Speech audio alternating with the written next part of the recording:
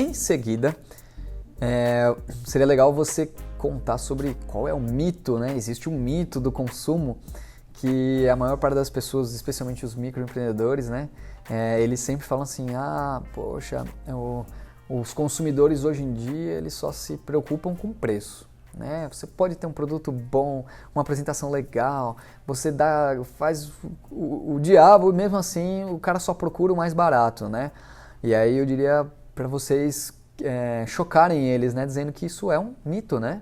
É claro que o consumidor ele não quer ser feito de bobo, ele vai pesquisar, ele quer usar o dinheiro dele de uma maneira legal e tal. Mas as pesquisas apontam, né, que não é o preço o fator mais importante e mais decisivo, né? E aí você pode falar sobre o gancho logo em seguida, que é qual é o processo então de decisão do consumidor? Como é que ele pensa, como é que ele raciocina de uma maneira ampla, né, generalista? Claro que não dá para entrar, cada pessoa é uma pessoa, mas e aí você pode apresentar esse fluxo que aparece, né, no slide, né, dizendo lá sobre a primeira coisa, ele reconhece um problema, uma necessidade, um desejo, uma dor, alguma coisa, depois ele busca a informação, ele vai pesquisar, ele pergunta para um amigo, vai na rede social, vai no Reclame Aqui, sei lá, ele vai fazer o que for.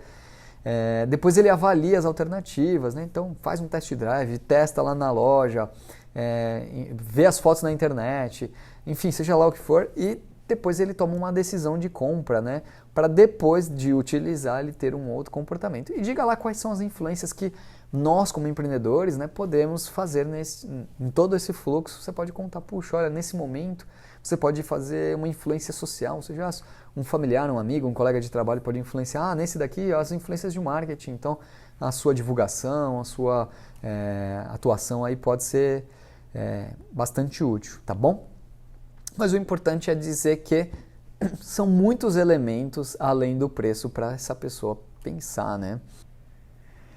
Bem, em seguida, nós vamos tratar o que nós chamamos de grupos de referência, né? Que são grupos de formadores de opinião ou pessoas que têm um poder de persuasão ali na região, no bairro, na cidade, ou seja lá quem for, né? Isso, especialmente para pequena empresa, muitas vezes soa como algo muito distante da realidade, mas é muito pelo contrário, né? A pequena empresa, o empreendedor, muitas vezes ele é uma pessoa conhecida, ele é bem relacionado, né?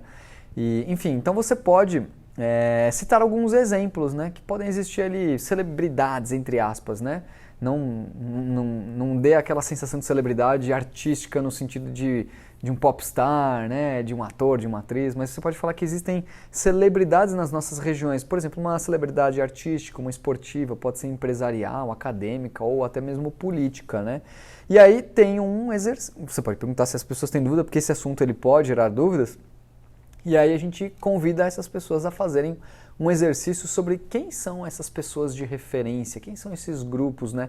Essas pessoas de alto poder de opinião, né? Então lá no caderno de atividades existe uma atividade em que você pede para a pessoa descrever lá, né? Então, quem são formadores de opinião local na sua região, né? Então, tem alguns exemplos aqui que a gente pode até citar para estimular eles, né?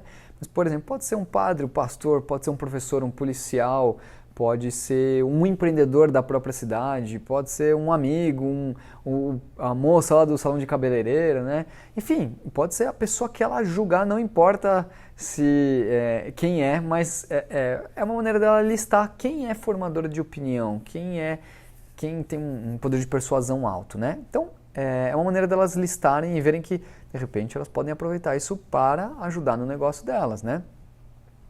Bom, aí em seguida a gente introduz lá o tema sobre ambiente empresarial, né? A gente pode falar que existem dois tipos de ambiente, o microambiente e o macroambiente, né? E você pode citar, né, que o micro está relacionado aos fatores internos do negócio, aqueles fatores que nós temos mais controle, como, por exemplo, os departamentos, os funcionários, equipamentos, ou até mesmo relação com fornecedores, embora o fornecedor não está 100% sob o nosso controle, mas você pode falar sobre o microambiente. E aí você pode dizer que, olha, você tem um razoável controle sobre esse microambiente, você pode dar alguns exemplos, dizer que o microambiente está muito mais sob nossa gestão do que sob digamos assim, o acaso, né? E aí você pode falar sobre o macroambiente, dizendo que macro é tudo que está fora do nosso controle, mas que influencia o desempenho e os resultados do nosso negócio, né? E aí você pode dar alguns exemplos, né? Se você quiser, por exemplo, olha, uma nova lei, puxa, não tenho controle sobre uma nova lei, mas vai influenciar o seu negócio? Questões políticas, legais, ambientais, alguma situação, por exemplo, ambiental. Puxa, olha, será que se chover muito hoje isso ajuda ou atrapalha o seu negócio? Mas você não tem controle sobre a chuva, né? Mas como é que você pode se preparar? Como é que você pode prever? Enfim, então existem diversos tipos aí de influências que nós não temos controles, mas que precisamos ficar atentos. E uma ferramenta bastante útil para tentar organizar o que a gente tem controle e o que nós não temos controle é a SWOT, né? Ou a FOFA, se você quiser falar, né? É a matriz lá que distribui os pontos fortes, fracos, oportunidades e ameaças, né? Você pode falar que essa é uma ferramenta bastante simples, prática, que qualquer um pode adotar. Você pode utilizar um banner, um cartaz, um adesivo, seja lá o que pode ser no computador, no caderno, mas ela é bastante útil, bastante interessante. Então você apresenta o quadro da SWOT, diga lá que forças e fraquezas fazem parte de ações internas, né, sobre algo que você tem controle, e oportunidades e ameaças são temas ou pontos que você não tem controle nenhum, mas que você pode tentar influenciar ou aproveitar. Reforça lá se o pessoal tem dúvidas, se alguém já ouviu falar sobre isso, se já fez, se não fez, deixa as pessoas comentarem e depois disso você convida elas para fazer uma atividade lá no caderno de ferramentas, tá?